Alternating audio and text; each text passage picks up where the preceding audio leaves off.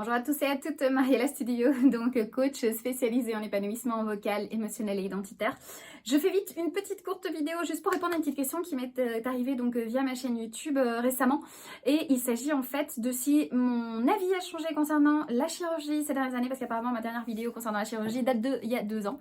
Alors la réponse est non, c'est-à-dire qu'effectivement je continue à déconseiller toute chirurgie des cordes vocales, quelle que soit la pratique, quelle que soit l'autoplastie de Wendler. Il y en a beaucoup qui vont voir Yesun aussi en Corée du Sud, etc. Il est vrai que Yesun publie pas mal d'audios qui sont assez bons, mais c'est toujours en fait on va dire un peu sur, comment dire, sur une voie neutre, d'accord. Alors moi j'ai beaucoup d'échos de personnes qui sont faites opérer aussi par lui et qui effectivement me disent, bon bah, c'est vrai qu'il y a moins d'air que la glottoplastie de Wendler, parce que la glottoplastie de Wendler vous laisse un filet d'air, ce qu'on appelle une dysphonie de type 1, souvent vous empêche de parler fort, vous enlève la voix de tête, vous connaissez déjà tous les effets secondaires de la glottoplastie de Wendler. Si ce n'est pas le cas, allez voir ma vidéo qui s'appelle la glottoplastie de Wendler doit être interdite, je pense qu'elle s'appelle comme ça. Là j'énumère vraiment tous les effets secondaires de cette chirurgie. Mais effectivement, donc par exemple cette chirurgie de Yesun, donc de Corée du Sud, elle empêche donc justement cette projection vocale, donc il y a moins d'air, mais elle empêche cette projection vocale. Certaines des filles qui ont été opérées par lui me disent qu'elles ont plus de voix de tête, et surtout il y a quelque chose qui revient souvent et qui paraît quand même grave. Bon, maintenant on commence petit à petit à enlever le masque, mais bon, il y a beaucoup de personnes qui me disent qu'en fait on les entend pas. On ne les comprend pas, on ne les entend pas suite à ces chirurgies. Je pense que ça, c'est la pire des choses. Parce que si on ne vous entend pas, qu'est-ce que vous allez faire? Vous allez essayer de parler plus fort. Qu'est-ce qui se passe si vous parlez plus fort? Vous allez perdre votre voix et fatiguer votre voix. Donc, est-ce que ma position a changé par rapport aux chirurgies? Non, je déconseille je ne conseille aucune des chirurgies, que ce soit glottoplastie de Wendler, que ce soit la pratique des Yesun, que ce soit l'approximation cricothyroïdienne, que ce soit l'injection de tel ou tel produit, etc.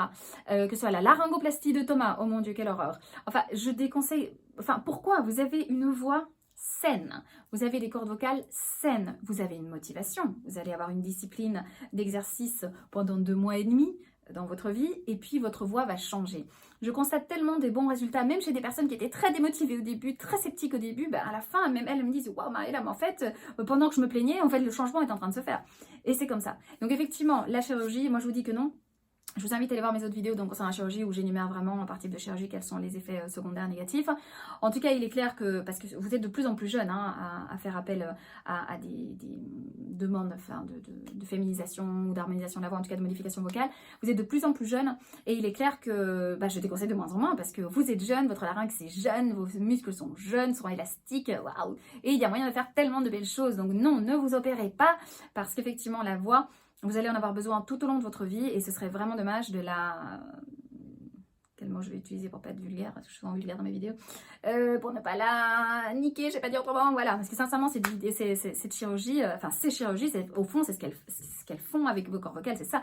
Elles charcutent vos cordes vocales, elles réduisent votre potentiel vocal, votre potentiel de projection, votre potentiel même mélodique, et c'est ça qui me paraît démentiel, et ça je le dis souvent en ce qui concerne la glottoplastie de Wendler, c'est qu'effectivement vous êtes censé vous opérer pour obtenir une voix plus féminine. Ok, et en fait, l'élément le plus féminin qu'il existe dans ce monde, c'est la mélodie, et le premier paramètre que la glottoplastie de Wendler va restreindre, c'est la mélodie. Donc je trouve que c'est un petit peu contradictoire aussi. Donc voilà, moi en ce qui me concerne, moi je vous dis, parce que beaucoup disent oui c'est clair qu'elle va prêcher pour sa paroisse, enfin bref, moi je parle toujours avec le fond de mon cœur, surtout avec mes expériences professionnelles, avec surtout tout ce que je rencontre dans mon cabinet virtuel en tant que voix déchirée, personne déprimée. Il y a des personnes qui se suicident, qui m'envoient des messages de détresse. Je dois vous dire que je pleure énormément et que j'ai le cœur fondu quand je reçois ce genre de messages-là. Je vis avec ça tous les jours, avec des personnes qui finissent par se tuer, qui meurent et qui n'ont pas supporté de vivre avec une voix qui est presque inexistante, qui perdent leur travail, qui n'ont plus de revenus et qui ne se sentent déjà avec des difficultés dans leur transition et puis se retrouvent sans une voix sans un moyen de communication. Et je trouve ça vraiment pénible, horrible, triste et inhumain. Et je suis vraiment contre toute chirurgie qui prétend apporter un bien-être vocal au niveau féminité ou même masculinité, parce que maintenant ils sont encore aussi en train d'aborder des chirurgies de masculinisation, alors qu'on a un outil qui s'appelle le larynx qui est tellement facile à utiliser, à dynamiser pour changer ou pour caractériser une voix d'une autre façon. Donc voilà, pour répondre à la question que j'avais reçue donc il y a quelques semaines, ma réponse est non. Je ne conseillerais jamais de la chirurgie, je continue à détester ça, je continue à me battre justement pour éviter que les patientes s'opèrent. Et sachez que voilà, si vous voulez plus d'infos, vous pouvez m'envoyer un petit WhatsApp au 0034 625 14 46 47, vous savez que je suis toujours là. Et n'oubliez pas aussi que votre premier petit rendez-vous informatif est gratuit sur Skype. Donc j'attends vos petits messages, on se voit très bientôt, je vous embrasse très fort. Ciao ciao.